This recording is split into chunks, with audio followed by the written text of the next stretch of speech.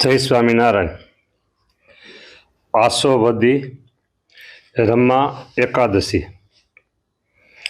રમા નામ છે લક્ષ્મીજીનું, અને દિવાળી પર્વમાં લક્ષ્મીજીનું મહાત્મ્ય વધારે છે. ધનતેરસમાં પણ લક્ષ્મીજીની પૂજા, ચોપડા પૂજનમાં પણ લક્ષ્મીજીની પૂજા, અને એકાદશીનું નામ પણ લક્ષ્મીજીનું નામ.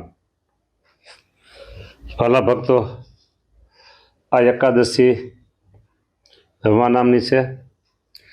મૂળ વાત કરીએ તો સ્વામિનારાયણ સંપ્રદાયની અંદર વિશેષ કહેવું હોય તો કોઈ અતિશયોક્તિ નથી કે એકાદશી વ્રતને ખૂબ જ પ્રાધાન્ય આપવામાં આવે છે, અને હરિભક્તોના નાના નાના બાળકો એ પણ નિર્જળા એકાદશી કરતા હોય છે. કોઈ ફક્ત જળ પીને એકાદશી કરતા હોય છે, કોઈ ફળાહાર કરીને એકાદશી કરતા હોય છે, કોઈ એક જ ટાઈમ ફરાર કરી અને એકાદશી કરતા હોય છે. પણ 99% એમ નહીં, 100% સ્વામિનારાયણ ભગવાનના આશ્રિત ભક્તોના ઘરમાં એકાદશીના દિવસે અનાજ રાંધવામાં આવતું નથી. આ 100%ની વાત છે. એટલે એ આપણા માટે ખૂબ જ ગૌરવની વાત છે. ઘણા લોકો ગૌરવને ગર્વ બોલે છે. ગર્વ નહીં, ગર્વ તો એક અહંકારના અભિમાન છે, પણ ગૌરવ, હા, એટલે ગૌરવની વાત છે, ભાગ્યની વાત છે. હવે આ આસોવદી રમા એકાદશી, યુધિષ્ઠિરે પૂછ્યું, હે કૃષ્ણ, હું આપને પૂછું છું કે આસોવદ એકાદશીનું શું નામ છે, તે કૃપા કરીને કહો. ત્યારે ભગવાન શ્રી કૃષ્ણ યુધિષ્ઠિર રાજાને કહે છે કે આસોવદ એકાદશીનું શુભ નામ રમા છે.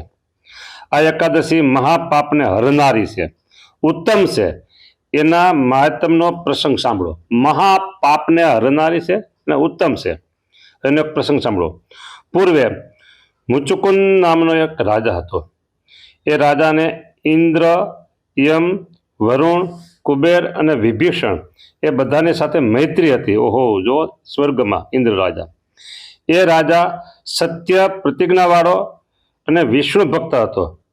તેને ઘેર ચંદ્રભાગા પુત્રી રૂપે થઈ હતી, જે ઉત્તમ નદી કહેવાય છે. ચંદ્રભાગા નદી પંઢરપુરમાં આવી. તે કન્યા ચંદ્રસેનના પુત્ર શોભનને પ્રણાવી હતી. એક વખત શોભન પોતાના સસરાને ઘેર ગયો હતો. તે દિવસ એકાદશીનો હતો. ત્યારે તેની પત્ની ચંદ્રભાગાને વિચાર થયો કે મારા પતિ અશક્ત હોવાને કારણે ભૂખા રહી શકે તેમ નથી, ને મારા પતિનો સખત હુકમ છે, તેથી ઉપવાસ કર્યા વિના પણ છૂટકો નથી. હવે શું કરું? શોભને પોતાની પ્રિયાને કહ્યું કે હવે મારે કેમ કરવું તે કહો. મારો સારી રીતે બચાવ થાય તેવો ઉપાય બતાવો. ચંદ્રભાગાએ કહ્યું, હે નાથ, એકાદશીને દિવસે મારા પિતાના ઘરમાં હાથી, ઘોડા, ઊંટ કે અન્ય પ્રાણીઓ ઘાસ કે અનાજ ખાઈ શકતા નથી. ઓહો વાહ! પશુ પણ એકાદશી દે. જળ પણ પી શકતા નથી. ત્યારે મનુષ્યો ખાઈ કે પી શકે કેમ? હે નાથ, જો તમે ભોજન કરશો તો ઘરમાંથી નીકળી જવું પડશે. માટે મનમાં વિચાર કરી નિશ્ચય દ્રઢ કરો. શોભને કહ્યું, હે પ્રિય, તે સત્ય કહ્યું. માટે હું ઉપવાસ કરીશ. પછી જે નસીબમાં હશે તે થશે. પણ ઘણી ભૂખ તથા તૃષા લાગવાથી તે અતિ પીડા પામવા લાગ્યો. આવી રીતે પીડામાં સૂર્યાસ્ત થયો, અને લોકો હર્ષથી વિષ્ણુ ભક્તિ કરી રાત્રિ જાગરણ કરતા હતા. પણ શોભનને જાગરણની રાત્રિ મહા દુઃખદાયી થઈ પડી, અને સૂર્યોદય થયો ત્યાં સુધી તો તે મરણ પામ્યો. ત્યારે રાજાને યોગ્ય એવા કાષ્ઠથી અગ્નિદાહ કરાવ્યો. ચંદ્રભાગા પતિની ઉત્તર ક્રિયા કરી પિતાને ઘેર રહી. ચંદ્રભાગા પત્ની છે, શોભન એના પતિનું નામ છે, અને શોભન પણ પત્નીના ઘરે એટલે કે સસરાને ઘરે આવેલા છે.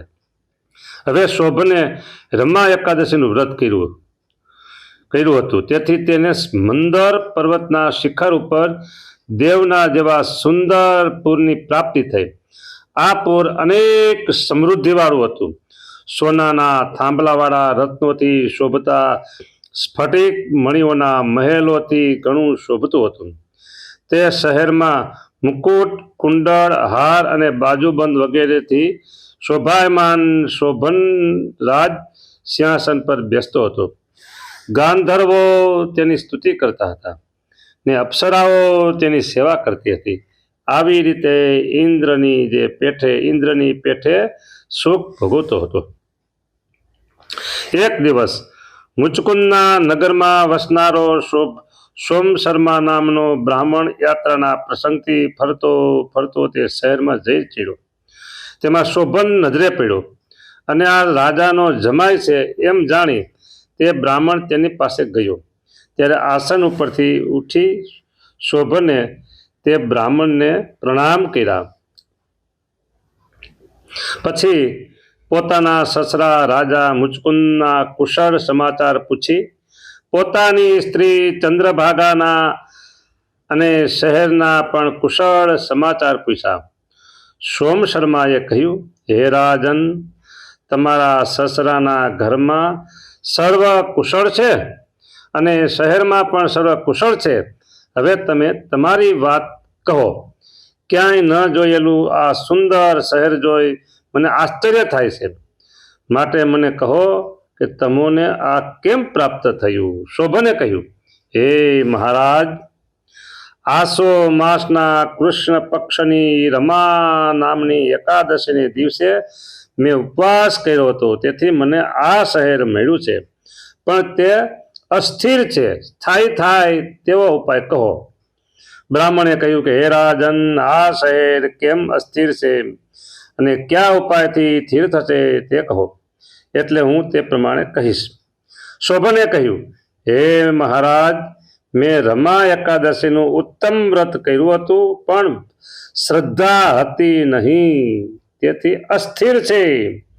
હવે તે સ્થિર થાય તેવો ઉપાય બતાવું છું. મુચકુંદ રાજાની પુત્રી ચંદ્રભાગા ઘણી ઉત્તમ છે, તેને જઈ આ હકીકત કહો, તેથી આ શહેર સ્થિર થશે.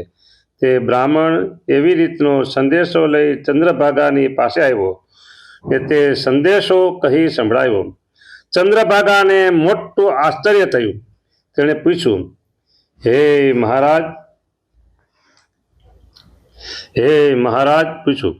આપે જે વાત કહી તે નજરે જોયેલી છે કે સ્વપ્નમાં જોયેલી છે? તમે જે કહ્યું તે નજરે જોયેલી છે કે સ્વપ્નમાં જોયેલી છે? સોમ શર્માએ કહ્યું, હે પુત્રી, તારા પતિને સ્વર્ગ સરખું અને પરાભવ ન પામનારું તેનું શહેર મેં નજરે જોયેલું છે.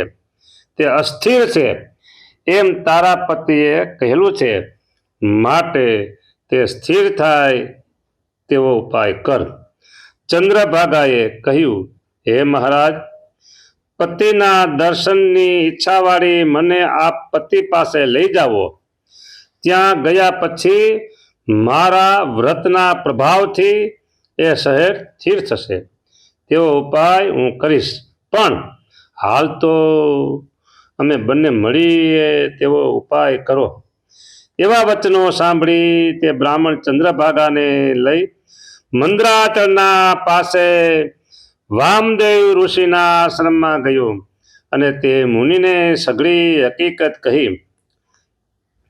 ત્યારે વામદેવ ઋષિએ વેદ મંત્ર ભણી ચંદ્રભાગાની ઉપર અભિષેક કર્યો. ઋષિના પ્રભાવથી, એકાદશીના વ્રતના પ્રભાવથી તેણીનું શરીર અલૌકિક થઈ ગયું. વારે વાહ! તેથી તે દિવ્ય ગતિને પામી અને ઘણા હર્ષથી પતિની પાસે ગઈ. વાહ! તેણીને આવેલી જોઈ શોભન ઘણો પ્રસન્ન થયો. વાહ, શાબાશ શાબાશ, ધન્યવાદ. ચંદ્રભાગાએ પતિને હર્ષથી કહ્યું, હે નાથ, હું જ્યારથી 8 વર્ષની થઈશું ત્યારથી મારા પિતાને ઘેર રહી શાસ્ત્રમાં કહેલા વિધિ પ્રમાણે શ્રદ્ધાથી એકાદશીનું વ્રત કરું છું.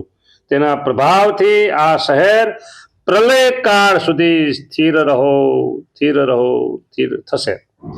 તે સાંભળી સમૃદ્ધિવાળું થશે ને સઘળી સાંભળી નહીં, તે સઘળી સમૃદ્ધિવાળું થશે. હે રાજન, આ રમા એકાદશી ચિંતામણી અને કામધેનુ જેવી છે. ઓહો વાહ!